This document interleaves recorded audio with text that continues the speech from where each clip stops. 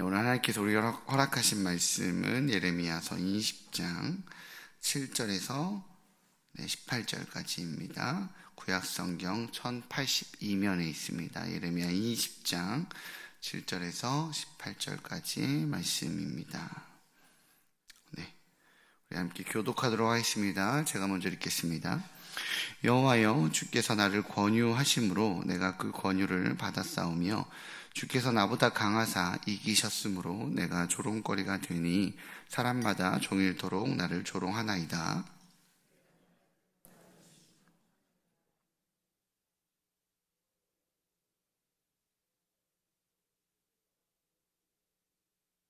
내가 다시는 여호와를 선포하지 아니하며 그의 이름으로 말하지 아니하리라 하면 나의 마음이 불붙는 것 같아서 골수에 사무치니 답답하여 견딜 수 없나이다.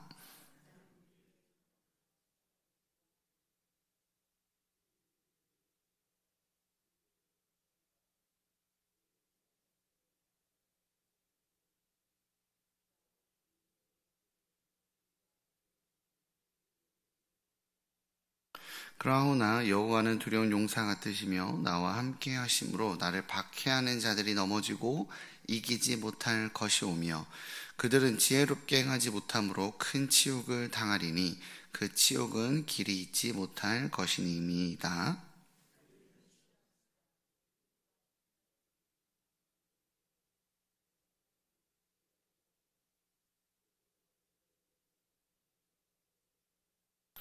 여호와여 노래하라. 너희는 여호와를 찬양하라. 가난한 자의 생명을 행악자의 손에서 구원하셨음이니라.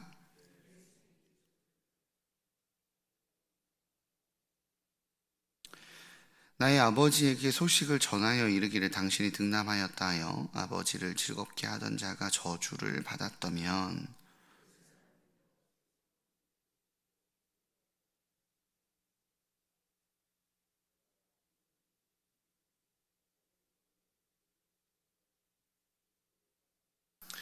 이는 그가 나를 태에서 죽이지 아니하셨으며 나의 어머니를 내 무덤이 되지 않게 하셨으며 그의 배가 부른 채로 항상 잊지 않게 하신 까닭이로다. 어찌하여 내가 태에서 나와서 고생과 슬픔을 보며 나의 날을 부끄러움으로 보내는고 하니라. 아멘. 참 아멘이 나오기 힘든 본문이지만 그래도 하나님께서 오늘 말씀으로 은혜 주실 줄 믿습니다.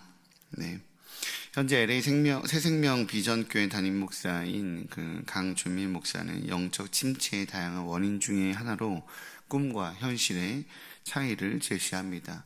1989년 큰 꿈을 가지고 교회를 개척한 그는 한 달이 지나서야 첫 성도가 생겼다고 합니다. 32세라는 젊은 나이에 열정만 가지고 교회를 개척했던 그의 이상과 다른 이 현실의 벽을 경험하고 매일매일 그의 삶이 눌렸다고 합니다. 교회 개척 당시 그는 미국 교회 장소를 렌트해서 오후 1시 30분에 예배를 진행했습니다. 미국 교회와의 좋은 관계를 유지하기 위해서 그는 주일 오전 예배에는 미국 교회 예배를 함께 드렸는데 이 4개월 차 되던 때에 그는 예배 중에 가슴이 답답하면서 숨이 막히는 것을 경험하게 됩니다.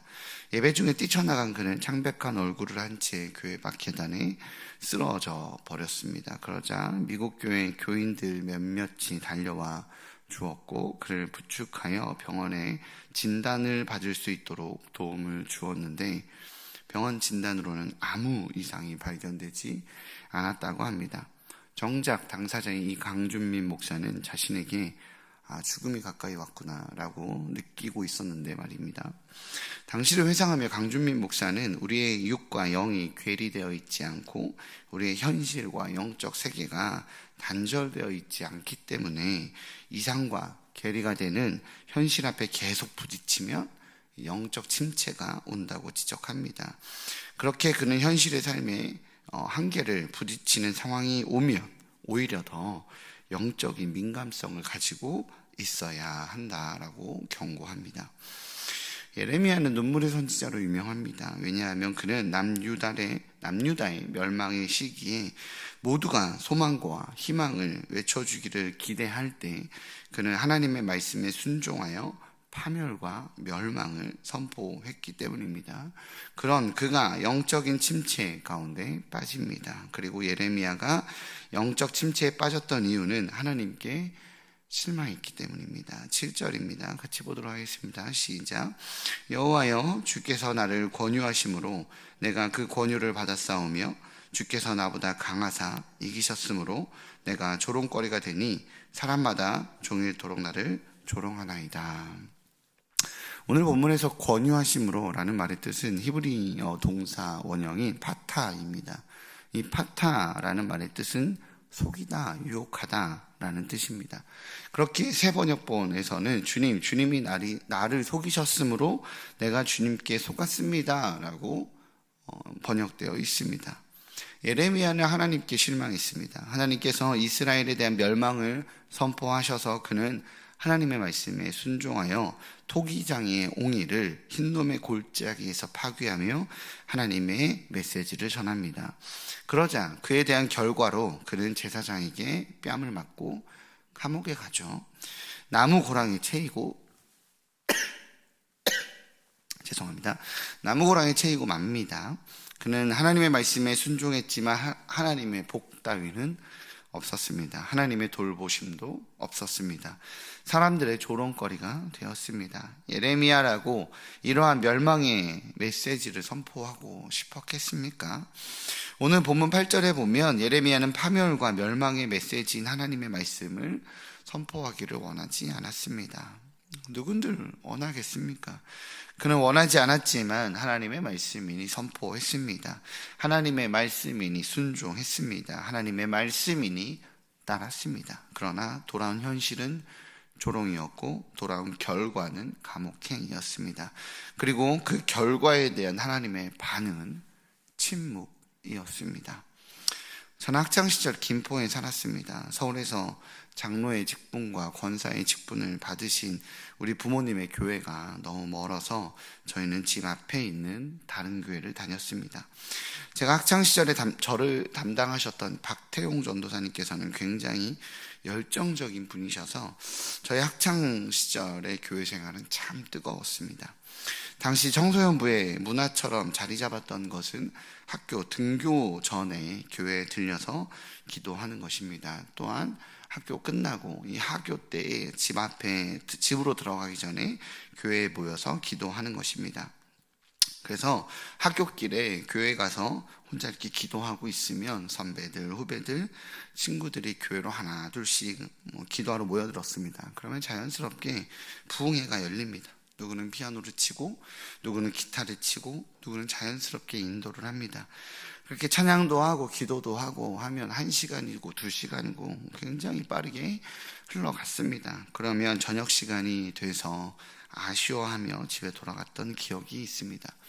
그렇게 뜨거운 학창 시절을 보내고 김포에서 부천으로 이사를 가게 된 거예요. 이사를 오게 된 이유는 부모님이 다니시던 교회에 이제 이렇게 부모님이 미자리 교회를 출석하게 되시면서 가게 됐습니다. 이유는 부모님께서 장로님으로 계시던 교회에 이제 부서 전도사로 사역하고 계시던 전도사님이 목사 안수를 받고 난 다음에 부천에 개척을 하신 거예요. 개척을 하고 또 5년이나 시간이 지났는데 아직 미자립 상태로 굉장히 힘들다는 소식을 듣고 부모님께서는 작은 교회를 돕고 싶은 마음에 집도 이사를 하고 교회도 옮기신 겁니다. 지금 생각해 보면 그때 당시가 제가 고등학교를 졸업할 때였거든요. 이 고등학교를 졸업하는 시기이니 그 타이밍에 옮기기로 결정하신 것이 아닌가라고 생각해 보게 됩니다. 뜨겁게 예배하고 열정 가득한 신앙인으로 청소년 시기를 보내다가 이제 부모님과 함께 신앙생활을 하게 된 상황에서 아버지는 저에게 교회 공동체가 어려우니 너가 잘 세워봐라.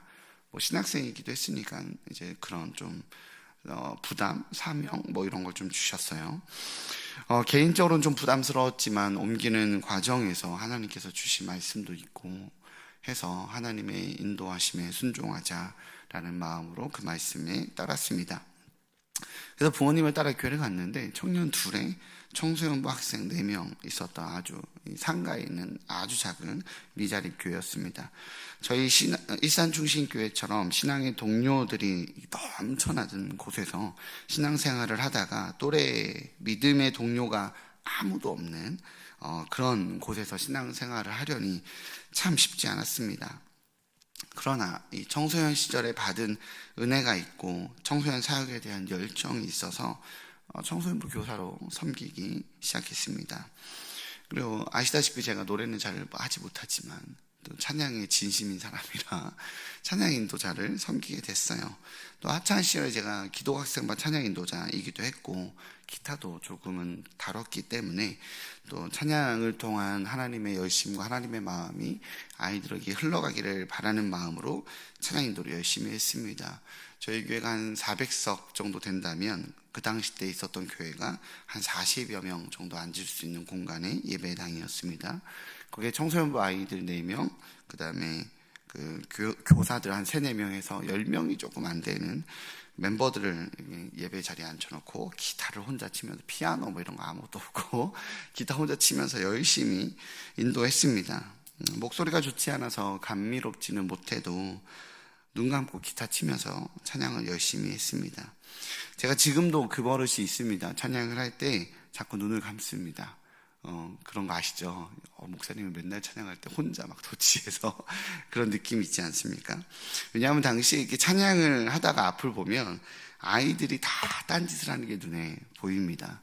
어떤 여성은 이상한 표정으로 저를 동물원 보듯이 보는 놈도 있고, 어떤 놈은 딴짓하는 놈도 있고 자는 놈도 있고, 도저히 찬양에 집중할 수가 없어서 그때부터 눈 감고 찬양하던 버릇, 찬양에 집중하려고 그 버릇이 아직까지 있습니다.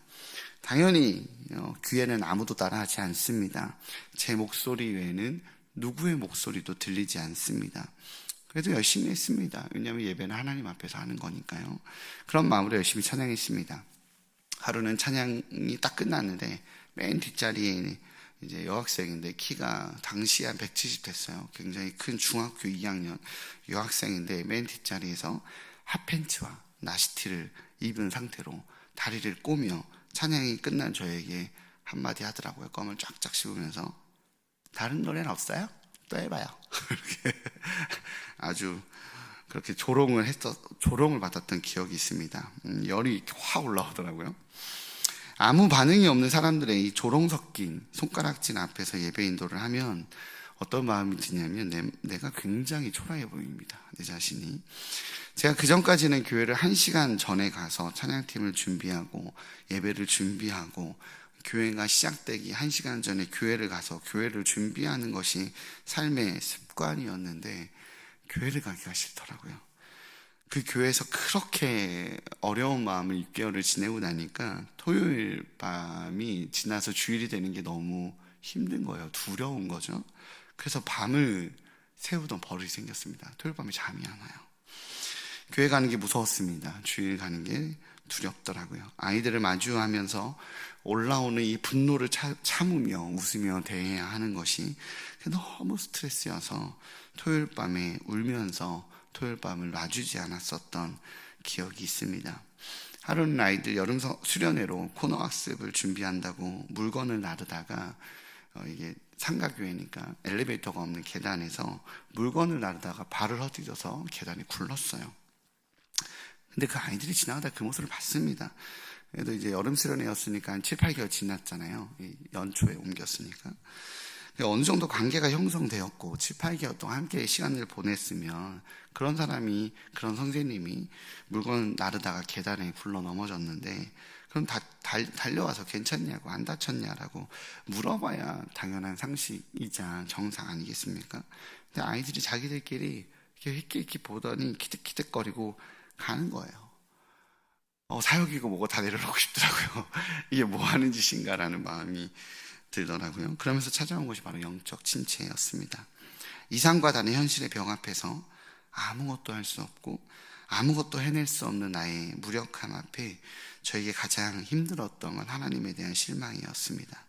내가 원하는 곳, 신학교 1학년이 되어서 내가 배울 수 있는 곳, 내가 하나님의 은혜를 얻을 수 있는 그런 성교단체나 그런 큰 교회나 좀 배울 수 있는 교회, 그런 곳이 아니라 하나님께서 말씀하시기를 성희야, 내가 필요한 곳에, 내가 필요하다라고 말하는 곳에, 너를 필요하다는 곳에, 너가 쓰임받을 수 있는 곳에 가주지 않겠니? 그 말씀에, 그 음성에 순종하여 갔습니다. 그런데 그곳에서는 하나님께서 아무것도 할 수 없는 나를 직면하게 하신 겁니다. 그래서 하나님께 실망했습니다. 하나님께 실망하니 어떤 의욕도 생기지 않더라고요. 어떤 열심도 생기지 않았습니다. 오늘 예레미야의 상태가 바로 그러한 상태입니다. 하나님의 말씀에 대한 충성이 나로 견딜 수 없는 짐으로 찾아올 때, 하나님을 향한 순종이 나를 나락으로 끌어당기는 경험을 할 때 우리는 영적 침체를 경험하게 됩니다. 이렇듯 상황과 현실이 영적 침체로 연결되어 우리를 짓누를 때 견디는 방법이 있습니다. 그것은 크신 하나님께 아뢰는 것입니다. 예레미야는 하나님 말씀에 대한 순종으로 찾아온 이 치욕과 모욕 앞에서 현실보다 크신 하나님께 자신의 상황을 아뢰는 것을 멈추지 않습니다. 오늘 본문 11절과 12절입니다. 같이 읽어보도록 하겠습니다. 11절과 12절 시작. 그러하오나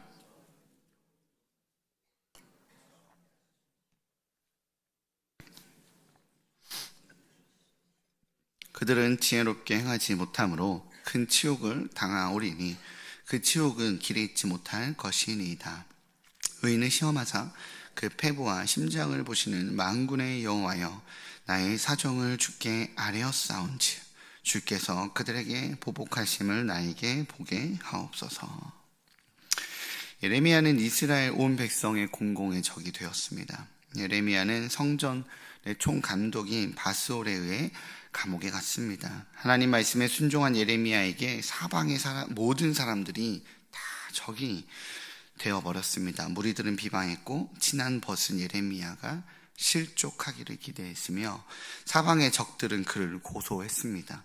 이러한 현실 앞에서 예레미야는 자신을 적으로 돌려 패망하기를 기다리는 그 세상보다 더 크신 하나님께 아뢰기를 멈추지 않습니다. 그의 고백을 보면 여호와께서 크고 두려운 용사이기에 사방의 적이 자신을 둘러 진친다 할지라도 여호와 하나님께 순종하여 이 자리에 있기에 하나님께서 보복하시고 응답하실 거라고 외치며 그 자리를 견디어냅니다. 저는 지금 예레미야의 이야기를 하며 영적 침체를 극복하는 법을 말하지 않습니다. 저는 영적 침체 가운데 견디는 법을 지금 말하고 있는 겁니다. 예레미야가 하나님의 말씀 앞에 순종했고 그로 인해 공경에 처해졌지만 하나님을 바라보니, 하나님을 신뢰하니 주님께서 보복해 주실 것이라고 믿으니 영적 침체를 극복하게 되었다라고 말하는 것이 아닙니다. 떠나지 않고 물러서지 않고 그 자리에서 견디는 법을 말하는 것입니다. 13절의 말씀에 보면 예레미야가 여호와를 찬양하라고 말하며 여호와 하나님께서 행악자의 손에서 구원하였다라고 말하지만 오늘 본문을 통해 예레미야서가 하고 싶은 것은 이러한 삶의 태도로 영적 침체를 극복하게 되었다라고 말하는 것이 아닙니다. 사실 예레미야의 고백처럼 하나님께서는 보복을 이행하지 않으십니다. 하나님께서는 보복도 하지 않으셨지만 하나님과 예레미야가 원하는 것의 본질은 사실 보복이 아니기 때문입니다. 지금 예레미야의 대적은 하나님의 백성, 유다의 백성들입니다. 그들을 향한 패망의 메시지를 전하지만 핍박과 모욕을 당한 것에 대한 분노를 표출하지만 예레미야가 원하는 것은 그들의 패망이 아니었습니다.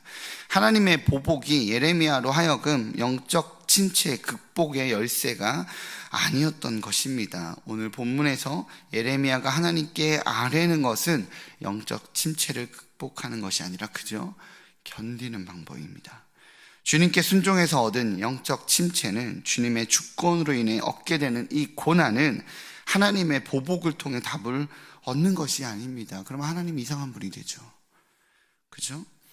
그 사실을 예레미야도 알고 있었습니다. 예레미야도 하나님도 유다의 패망을, 그의 백성들의 멸망을, 그들이 보복되어 징계받는 것을 원하지 않았습니다.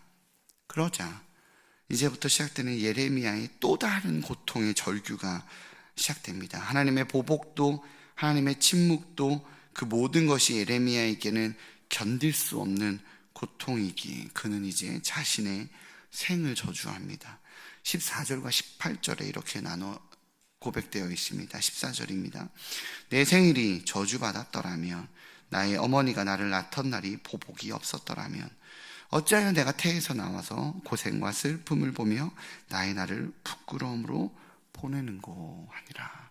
라고 14절과 18절에 그는 자신의 생을, 자신의 태어남을 저주합니다. 정말 오늘의 설교의 제목처럼, 매일 성경 묵상 제목처럼 진퇴양난의 선지자의 위치에 있는 예레미야입니다. 학창시절을 마무리하고 순종함과 열정으로 맞이하게 되었던 사역의 현장에서 영적 침체를 경험한 저는 2년이라는 긴 시간 동안 고통과 단절의 터널을 지나갔습니다. 무엇이든지 할 수 있다고 생각되었던 학창시절과는 다르게 영적 침체의 기간 동안에 저는 무기력했고 무력했으며 무감각했습니다. 학창시절 인근 고등학생, 학교 학생들을 모아서 수능 100일 날 사람들이 100일주를 마시는 날 100일 기도회를 하자고 그 기도회를 열었습니다. 방화동 지역의 그 기도 모임이 시작된 것이 저와 제 학창시절에 함께 있었던 팀이 시초입니다. 굉장히 많은 학생들이, 고3 학생들이 모여서 함께 기도하고 자신의 삶을 결정했습니다. 대학 생활을 거룩하게 보내겠다라고. 그리고 그 정신을 따라 2기 후배들이 100일 기도회를 열었는데 그 장소가 현재 이지영 목사님이 담임으로 사역하고 계시는 영신교회입니다.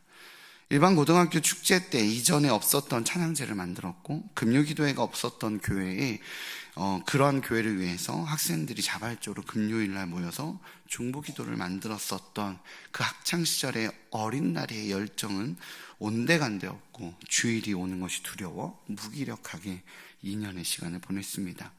어디든 도망가고 싶었고 교통사고라도 나서 나의 현실을 도피할 수 있는 계기가 만들어지기를 고대하곤 했습니다. 심지어 차라리 죽게 되면 편해질 것 같아서 죽음을 달라고 기도한 적도 참 많았던 영적 침체의 시간이었습니다. 그래서인지 저는 요즘에 학교 선생님들이 자살하는 게 조금은 이해가 됩니다.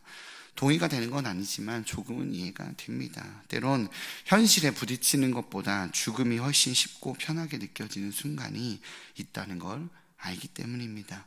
참 바보 같고 겁 많은 실패감에 젖어 있는 저를 2년이라는 긴 시간 동안 그렇게 긴 시간 동안 늘 마주하며 무기력하게 지냈습니다. 구약학자인 차준희 교수는 이러한 예레미야의 모습을 보며 성공 신화에 길들여진 현대인들에게 주는 하나님의 다른 메시지가 있음을 강조합니다. 회복되어야만, 극복되어야만, 결과를 만들어내야만 옳다라고 말하는 현대인들의 확고한 부르심 앞에 절대자인 하나님을 향한 신뢰가 있음에도 불구하고 이 흔들리는 예레미야를 보며, 아니 하나님을 바라보기에 멈추지 않고 순종하려고 몸부림치는 이 예레미야와 그런 당신의 종을 흔들고 계시는 하나님을 보며 이 장면을 하나님의 재창조라고 표현합니다. 예레미야가 말했던 그 유혹이, 그 속임이 하나님의 재창조라고 표현합니다. 차준희 교수는 이처럼 확신이 없어 보이는 이 흔들림을 향해 멈추지 않고 걸어가는 것이 바로 예수님을 아름답게 닮아가는 것이다 라고 말합니다. 하나님의 창조적인 흔들림으로 인해 고통스러워하는 이 예레미야의 모습 자체가 하나님의 마음을 닮아가는 것이다 라고 말하고 있습니다. 저는 과거 저의 영적 침체기 시기에 바로 그렇게 고통스러워했던 바로 그 시기에 차준희 교수의 예레미야 강의를 듣게 되었습니다. 그리고 그 강의가 저의 심장에 와 닿았습니다. 거절감과 실패감, 열정과 열의를 가지고 하나님께 순종하려던 나의 몸부림과 다르게 밀려오는 현실의 벽으로 2년이라는 긴 영적인 침체 터널 속에 있던 저에게 예레미야의 이 회복 없는, 극복 없는 침체가 예수 그리스도의 마음을 조금이라도 알아가게 되는 영적인 공감의 시기라는 것을 깨닫게 되었습니다. 절대자의 고뇌, 무엇이든 할 수 있는 전능자이신 하나님께서는 당신의 아들을 보내시어 십자가의 길을 걷게 하셨습니다. 그것을 원하셨을까요? 그것을 기뻐하셨을까요? 아닙니다. 기뻐하고 원하셔서가 아니라 그 방법이 가장 선했기에 그 길을 걷게 하신 것입니다. 하나님께서는 아프셨지만 걷게 하셨고 예수님께서는 아프셨지만 걸으셨습니다. 그 고통의 절정을 통해 우리의 모든 죄를 담당하셨습니다. 세상의 풍요, 건강, 물질의 채워짐만 있으면 충분하게 살아갈 수 있어 보이는, 그렇게 보여지는 세상에서 영적인 침체가 역설적이게도 주님의 은혜 없으면 살 수 없는 영적인 존재이구나 라고 말하는 나를 발견하게 해줍니다. 주님과 단절되면, 영적으로 침체되면 이렇게 무기력하게 고통 가운데 있게 된다라는 예수님의 고통에 참여하게 됩니다. 집이 있어도, 부유해도, 재정이 생겨도 영적 침체 가운데 있으면 하나님의 은혜가 없으면 나는 살 수 없는 존재구나 라는 것을 깨닫게 된다는 것이죠. 이것이 새 창조가 됩니다. 이것이 하나님께서 당신의 고뇌에, 당신의 고통에 우리를 참여시키는 자리가 됩니다. 여전히 세상의 것이 채워지면 충분히 살아갈 수 있을 것 같아 보이는 세상을, 그런 세상을 바라보고 있는 나를, 그 영적인 목마름과 침체가 역설적이게도 주님을 갈망하게 만듭니다. 하나님의 고통에 참여하자, 영적인 침체의 영역을 통해 절대자의 고뇌에 공감하자, 그는 하나님의 말을 전하는 자가 아니라 하나님의 마음을 전하는 선지자가 됩니다. 그렇게 멸망을 선포하는 눈물의 선지자가 됩니다. 그의 영적인 침체, 영적인 흔들림, 진퇴양난의 상황이 우리 주님의 고뇌에, 눈물에, 아픔에 참여하는 자로 성숙하게 만들어 줍니다. 사랑하는 성도님들, 혹시 진퇴양난의 상황에 계십니까? 상황도 힘든데 영적인 침체 가운데 계십니까? 삶의 짐이 무거워 예배조차 무너져 영적 무기력 가운데 빠져나오지 못하고 계시나요? 극복하고 싶고 벗어나고 싶어 몸부림치며 말씀을 붙잡고 예배를 붙잡는데도 나의 상태가 어떤 한계를 넘어선 건지 도저히 회복이 안 되시나요? 그래도 주님께 간구하시고 하나님 앞에 머무시기를 바랍니다. 그 모든 순간이 내가 원하는 극복의 순간이 아닐 수 있다 할지라도 주님 앞에 머무시기 바랍니다. 우리 주님 앞에, 우리 주님께서 하나님 앞에 머물고자 하는 하나님의 종, 당신의 자녀인 우리를 새롭게 창조하시어 하나님의 온전한 시선을 소유하게 되는 그리스도의 장성한 분량으로 인도하시는 바로 그 시간이 될 것이기 때문입니다. 이처럼 주님의 인도하심을 온전히 누리시기에 하나님 아버지의 마음을 품고 살아가시는 일산 충신의 귀한 성도님들이 되시기를 주님의 이름으로 축복합니다. 기도하겠습니다. 주님, 우리 삶에 쓰레기통이 없습니다. 내 삶의 고난도, 인생의 무게도 다 하나님의 은혜 가운데 주님께서 만들어 가실 간증의 이야기거리가 될 줄 믿습니다. 심지어 영적인 침체도 하나님이 나를 새롭게 비정하고 전능자의 고뇌에, 전능자의 눈물에, 전능자의 아픔에 참여하게 되는 은혜의 순간이 될 줄 믿습니다. 모든 순간이, 내 삶의 어떤 어려움이 정말 벗어나 버리고 싶고 내 인생에서 버려버리고 싶은 쓰레기통에 다 던져버리고 싶은 그런 시간이 아니라 그 시간조차도 주님께서 나를 빚어가는 시간인 줄 믿습니다. 하나님, 매 순간 매 시간을 그렇게 주님께 의탁함으로 주님 앞에 견뎌내는 그리스도인이 되게 허락하여 주옵소서. 하나님의 백성이 되게 허락하여 주옵소서. 아버지의 마음을 알아가는 은혜의 자리가 되게 하여 주옵소서. 이 모든 말씀 예수님의 이름으로 기도합니다. 아멘.